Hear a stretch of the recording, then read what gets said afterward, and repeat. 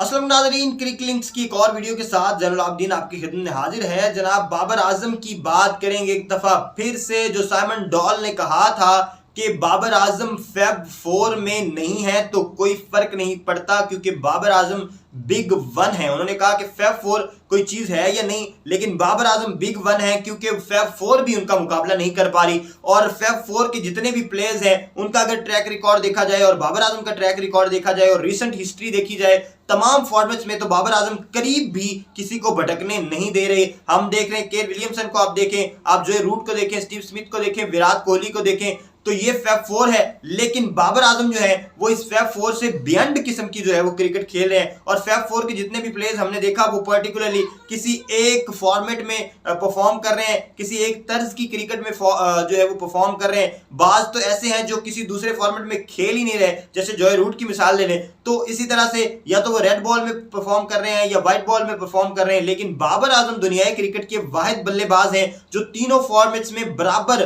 जो है वो परफॉर्म कर रहे हैं। ना सिर्फ बल्कि जो है ना सिर्फ अकेली इंडिविजुअल परफॉर्मेंसेस को बेहतर कर रहे हैं, बल्कि पाकिस्तानी टीम की जब से उन्हें कप्तानी मिली है, पाकिस्तान की टीम के शाहीनों ने भी एक ऊंची उड़ान भरना शुरू कर दी है। और उसमें इमामुल हक की मिसाल ले लें, मोहम्मद रिजवान की मिसाल ले लें, शाहीन शाह अफरीदी की मिसाल ले लें, ये आउटस्टैंडिंग परफॉर्मेंसेस देते जा रहे हैं। और सारे फॉर्मेट्स में पाकिस्तान की टीम जो है वो टॉप 5 में मौजूद है। और अब तो ओडीआईज और टी20 में टॉप 3 पे है, जबकि टेस्ट में टॉप 5 में है और 5वें नंबर पर है। तो अब श्रीलंका के खिलाफ जो हम टेस्ट खेलने जा रहे हैं तो हमें उम्मीद है कि हम मजीद अपनी रैंकिंग को इंप्रूव कर सकेंगे। और जो बाबर आजम है जो क्योंकि चौथे नंबर पर है और 276 स्कोर उन्हें चाहिए मजीद 4 इनिंग्स में, अगर 276 वो करते हैं तो वो टॉप 3 में आ जाएंगे। टेस्ट में भी टी20 में पहले नंबर पर है ऑलरेडी, ओडीआईज में पहले नंबर पर है ऑलरेडी। जैसे दिनेश कार्तिक ने कहा कि हिस्ट्री के पहले बल्लेबाज हो सकते हैं बाबर आजम जो दुनियाई क्रिकेट में तीनों फॉर्मेट्स में टॉप करेंगे, यानी कि पहले नंबर पर आएंगे। ये तारीख रकम सिर्फ बाबर आजम कर सकते हैं। हम आपको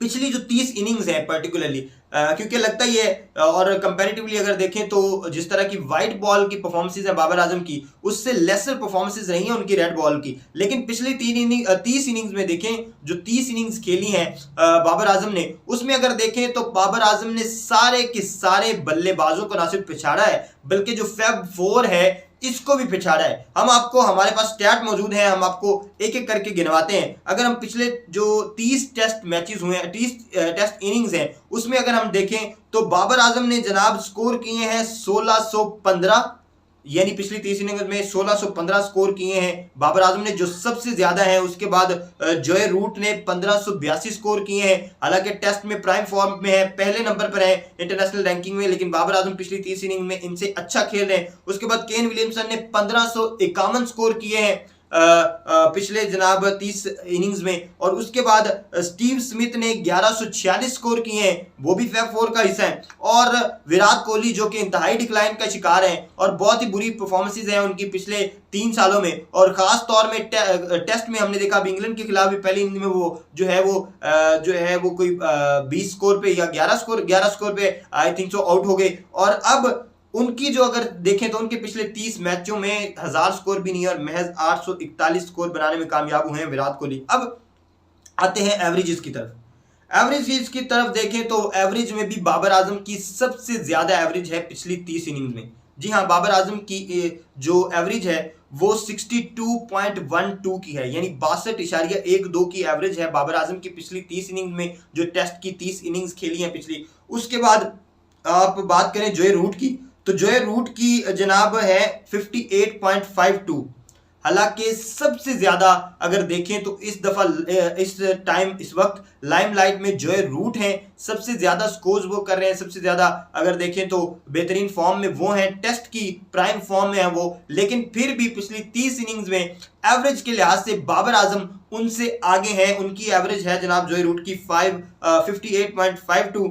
उसके बाद केन विलियमसन जो कि बहुत ही मंजे हुए प्लेयर हैं और कप्तानी के फराइज भी सर अंजाम देते हैं न्यूजीलैंड की जानिब से, और बड़े फैब 4 में बड़े नामी गिरामी नाम है उनकी अगर हम एवरेज देखें तो 57.44 की एवरेज है केन विलियमसन की, जो कि एवरेज के लिहाज से बड़े पहचाने जाते हैं, लेकिन इनकी भी बाबर आजम से कम है। उसके बाद देखें तो स्टीव स्मिथ जो है वो तो वैसे ही थोड़ा सा आउट ऑफ फॉर्म, हमने देखा पीछे से थोड़ा कोई ज्यादा स्कोर नहीं कर पा रहे, और 40.93 की एवरेज है स्टीव स्मिथ की।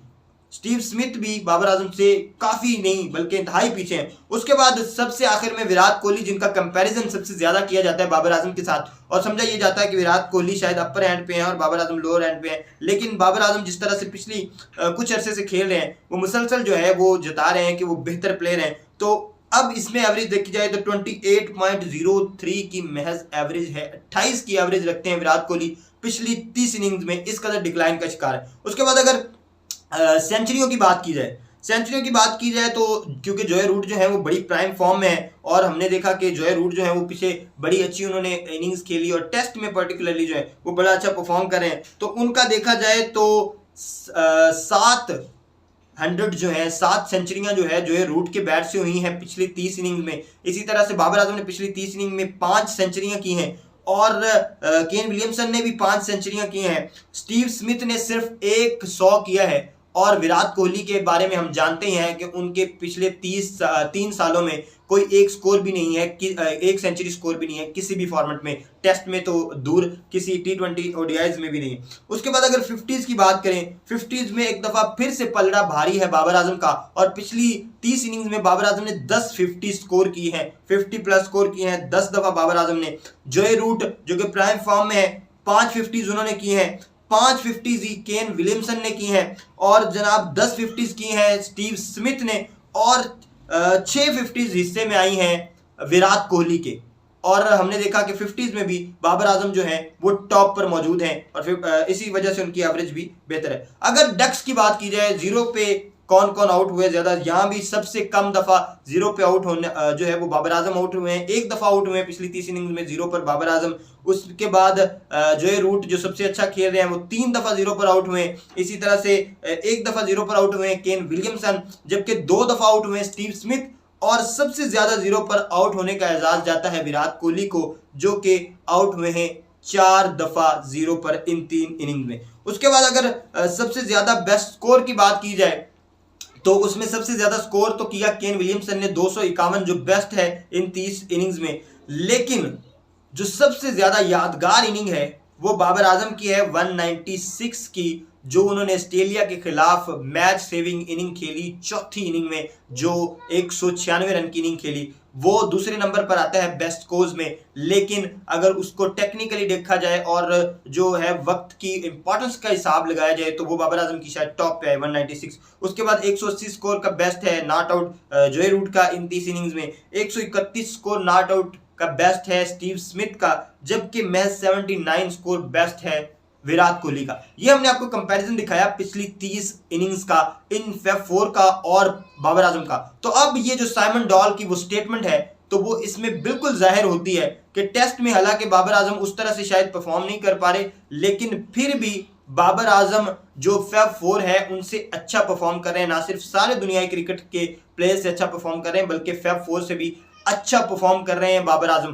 और हमने देखा भी, और हमने पिछले कुछ अरसे में ये नोटिस भी किया कि दूसरे सारे फॉर्मेट्स में तो वो आउट क्लास है ही हैं, और साइमन डॉल की ये स्टेटमेंट बेहतरीन साबित होती है और बेहतरीन पूरा उतरते हैं इस पे बाबर आजम कि बाबर आजम फैब 4 को कुछ नहीं समझते, बाबर आजम खुद बिग वन है। इसी के साथ दीजिए इजाजत, अल्लाह हाफ़िज़।